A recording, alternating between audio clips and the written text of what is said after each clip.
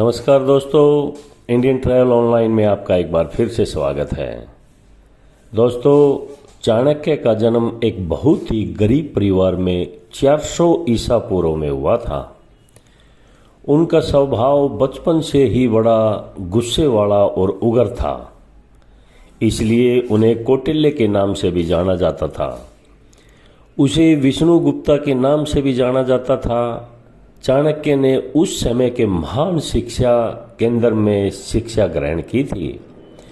उनका रंग काला था तथा रूप से बड़े ही बदसूरत थे। दोस्तों, चाणक्य कहते हैं कि मनुष्य जीवन आशा और निराशा का एक मिश्रण है। संसार में 5 ऐसी चीजें हैं जो समय समय पर व्यक्ति दुख और सुख का कारण बनती हैं। ये है धन, तन, मन, बुद्धि और आध्यात्मिक। यह सब हम पर निर्भर है कि हम किस दृष्टि को अपनाते हैं। सुखी जीवन की सफलता की अहम कड़ी होती है, लेकिन अगर निराशा के भंवर जाल में फंसकर यह चिंता करने लगेंगे कि हम सफल होंगे या असफल होंगे, तो जीवन परेशानियों से ही गुजरता रहेगा। दोस्तों, चाणक्य जी कहते हैं, मृत्यु से भी ज्यादा कष्ट देने वाली चीजों का यहाँ पर जिक्र किया है। ऐसे हालात में व्यक्ति की समझदारी ही उसे सुख दे सकती है। आचार्य चाणक्य कहते हैं कि मृत्यु को अपमान से बेहतर माना गया है। वह कहते हैं कि मौत केवल पल भर का दुख देती है, लेकिन जिंदगी जिल्लत भरी हो तो जिंदगी तिल तिल से करके मरती है। इंसान हर दिन अंदर ही अंदर खोखला बनता चला जाता है। इस कथन से चाणक्य ने बताया कि अपने सम्मान से समझौता करते और आए हैं, उन्हें अपमानित होना पड़ता है। ऐसे लोग अपमान का कड़वा घूंट पीकर भी जीवित रहते हैं। बार बार अपना अपमान सहने वाला इंसान का समाज में ओहदा भी कुछ नहीं होता है, उसकी कोई इज्जत नहीं होती है। लोग भी उस इंसान को नापसंद करते हैं। दोस्तों, चाणक्य कहते हैं कि अगर कोई शख्स अपमान करे तो उसे एक बार सहना समझदारी है। अगर कोई व्यक्ति दूसरी बार भी अपमान को सह लेता है तो वो बड़ा महान व्यक्ति कहलाता है।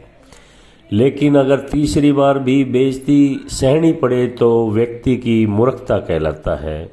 जब कोई आपका अपमान करे तो उसे आपकी भाषा में जवाब देना चाहिए, क्योंकि विरोधी आपके हर वार के लिए तैयार है। चाणक्य कहते हैं कि बेइज्जती का बदला लेना हो तो दुश्मन के सामने आपकी एक मुस्कुराहट भी आपका हथियार बन सकती है। दोस्तों, चाणक्य के जीवन पर आधारित आपको एक वाक्य बताते हैं। एक बार चाणक्य की माता अपने बेटे का मुंह देखते ही रो पड़ी। चाणक्य अपनी माँ को रोते हुए देखकर बड़ा दुखी होया और बड़े आश्चर्य में पड़ गया। उसने पूछा, माँ, तुम मुझे देखकर क्यों रो पड़ी?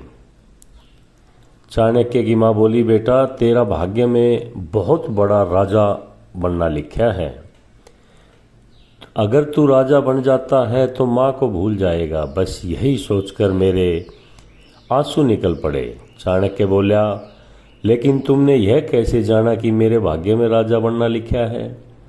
माँ बोली, तुम्हारे सामने वाले 2 दांत बताते हैं कि तुम राजा बनोगे। चाणक्य ने बाहर जाकर एक पत्थर उठाया और अपने दोनों दांत तोड़कर फेंक दिए और वापसी आके बोला, लो माँ, मैं अपने राज लक्षण वाले दांतों को तोड़ कर आया हूँ। अब मैं राजा नहीं बनूंगा और तुम्हारे साथ ही रहूंगा। तुम्हारी ममता के सामने संसार की सब चीजें छोटी हैं। इस कहानी से पता चलता है कि वो कितने कोमल थे।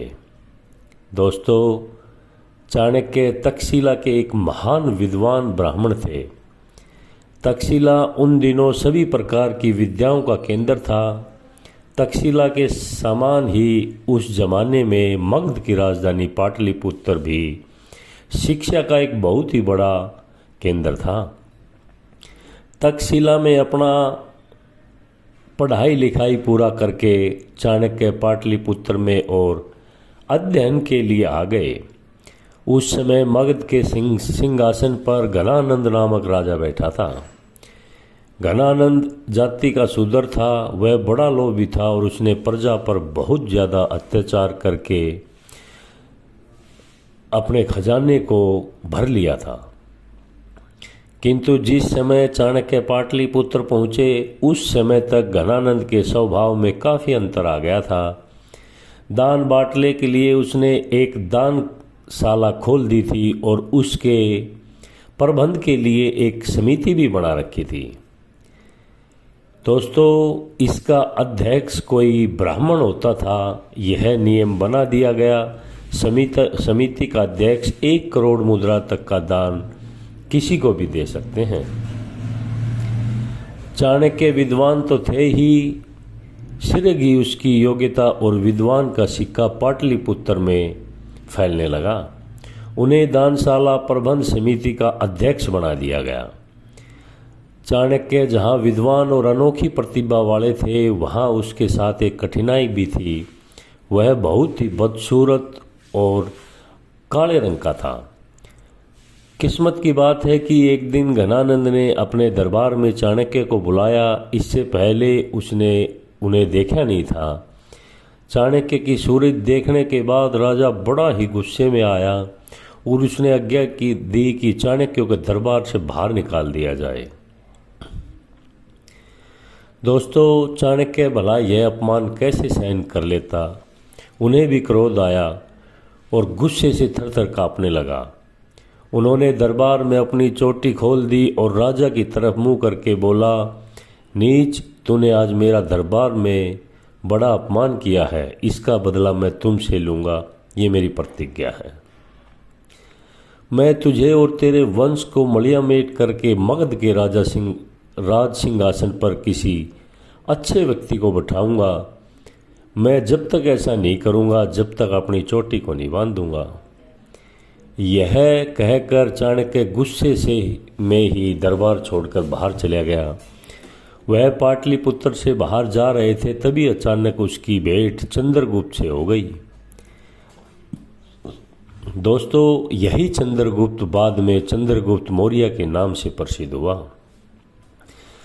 चंद्रगुप्त को देखकर चाणक्य ने लगा कि सचमुच ही राजा बनने के इसमें सारे लक्षण हैं। बस वह उसे अपने साथ लेकर तक्षशिला पहुंच गए। वहां पर उन्होंने चंद्रगुप्त को 7-8 साल तक शस्त्र विद्या और उनकी पढ़ाई लिखाई शिक्षा का पूरा ध्यान रखा। अपनी देख रेख में उसे सब प्रकार की विद्याएं सिखाई। बाद में चाणक्य ने चंद्रगुप्त के द्वारा ही नंद वंश का नाश करवाया। जिस समय चंद्रगुप्त तक्षशिला में चाणक्य के पास रहकर शिक्षा ले रहा था और शस्त्रों का अध्ययन कर रहा था, लगभग उसी समय भारत पर मकदूनिया के राजा सिकंदर ने हमला कर दिया। यह ईसा से 327 साल पहले की बात है। सिकंदर सारे यूनान पर अधिकार कर चुका था और उसकी फौजें ईरान के विशाल साम्राज्य को रोनती हुई भारत की तरफ बढ़ रही थी। वह सारे संसार को जीतने का सपना लेके बैठे थे। सिकंदर के हमले के समय भारत के पश्चिमी भाग में सिंधु नदी की घाटी और पंजाब में अनेक छोटे छोटे राजा थे। यूनान की प्रबल और संगठित सेना के सामने छोटे छोटे राज्य टिक नहीं पाते थे और कुछ ही टाइम में ढेर हो जाते थे। कुछ राजाओं ने सिकंदर का बहादुरी से सामना किया और मारे गए। इनमें राजा पुरु का नाम सबसे ऊपर है। उसने सिकंदर की तूफानी वार को बहुत बहादुरी से रोका। इसकी कहानी पहले ही आपको बता चुके हैं। यह कहानी भारत की नहीं बल्कि पूरी दुनिया के इतिहास में सदैव याद रखने वाली घटना है। दूसरे राजाओं की तरह पेरू भी युद्ध में हार गया, लेकिन सिकंदर और उसकी यूनानी फौज को मालूम हो गया कि भारतीयों से टकराना कोई आसान बात नहीं है। उसकी हिजमत व्यास नदी को पार करके आगे बढ़ने की नहीं रही और वह भारत के जीते हुए भाग पर अपने सूबेदारों को बैठाकर वापस लौट आया। चाणक्य और चंद्रगुप्त दोनों ने देखा कि इस तरह आपसी फूट के कारण भारत के पश्चिम भाग पर यूनानियों का शासक हो गया है। सिकंदर के लौट जाने पर चाणक्य ने देश को यूनानी शासन से मुक्त कराने का भी बीड़ा उठाया। उसकी दृष्टि में विदेशी शासक सबसे बड़ी बुराई है। उसने चंद्रगुप्त को आगे पंजाब में एक छोटी मोटी सेना एकत्रित की और उसको एक सेना का सेनापति बनाया। चंद्रगुप्त के हाथ मजबूत करने के लिए चाणक्य ने पंजाब के कुछ पहाड़ी राज्यों को भी अपने साथ मिला लिया। दोस्तों, चाणक्य की बुद्धि और चंद्रगुप्त के युद्ध कौशल से मिलने का ही फल था कि सिकंदर के हमले के 3 वर्ष के भीतर ही भारत की भूमि यूनानियों का सफाया करने में सफल हो गई। विदेशी शासकों का निशान तक नहीं रहा। इसके बाद चाणक्य ने अपना ध्यान मगध की ओर किया। उन्हें अपनी प्रतिज्ञा अभी तक याद थी। वे नंद वंश का नाश करके चंद्रगुप्त को गद्दी पर बैठाने की योजना बना रहे थे। दोस्तों, चाणक्य ने अपनी कूटनीति द्वारा राजा नंद के विरोध एक बड़ा षड्यंत्र रचा और अपनी बुद्धि बल से उन्होंने इस षड्यंत्र को सफल भी बनाया।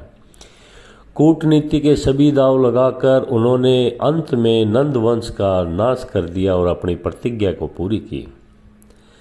उन्होंने चंद्रगुप्त को न केवल मगध के सिंहासन पर बैठाया, बल्कि बाद में मगध के साम्राज्य को फैलाने में भी उसकी बहुत बड़ी सहायता रही।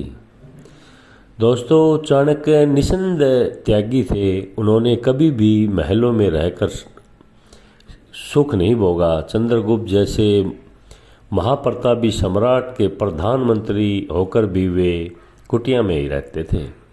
सादा खाना खाते थे, सादे वस्त्र पहनते थे। सारे साम्राज्य पर उसका हुक्म चलता था।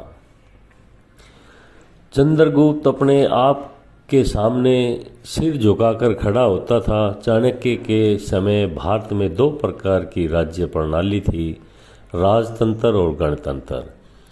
उस समय भारत में जो गणतंत्र थे उनका राजकाल आजकल के गणतंत्रों की तरह प्रजा से चुने हुए होते थे। वह तो एक विशेष वंश में उत्पन्न लोगों के प्रतिनिधियों का तंत्र था। चाणक्य की सजमती में इन छोटे छोटे गणतंत्रों की तुलना में राजतंत्र यानी राजा का शासक कहीं अधिक अच्छा था। इसलिए उन्होंने अपने समय के छोटे छोटे गणतंत्रों को मिलाकर एक राजा अधीनता स्वीकार करने की सजमती जगाई। चाणक्य के हिसाब से राजा का आदर्श प्रजा के पालन व कल्याण की चिंता करना होता है। वही राजा अच्छा है जो प्रजा के सुख के आगे अपने सुख की परवाह न करे। प्रजा के सुखी होने पर सुख महसूस करे और दुखी होने पर दुख महसूस करें। उन्होंने यह भी लिखा कि राजा की आज्ञा के सामने वेद और धर्मशास्त्रों में दी गई हिदायतें कुछ नहीं है। राज धर्म, मंत्रियों की परिषद, राज्य व्यवस्था, राज्य की अर्थ की व्यवस्था, न्याय आदि विषयों पर चाणक्य ने अपने अर्थशास्त्र में काफ़ी कुछ विस्तार से लिखा है। यहाँ पर ऊपर कही इस बातों को जो हमने आपको इस वीडियो में बताया काफ़ी है। राजा का हित प्रजा में है और यदि प्रजा सुखी है तो राजा भी सुखी है। दोस्तों, ये महान चाणक्य की एक छोटी ही कथा आपको हमने सुनाई। आपको कैसा लगा? शेयर और लाइक ज़रूर करें। आगे भी आप लोगों को ऐसी इन्फॉर्मेशन देते रहेंगे। नमस्कार।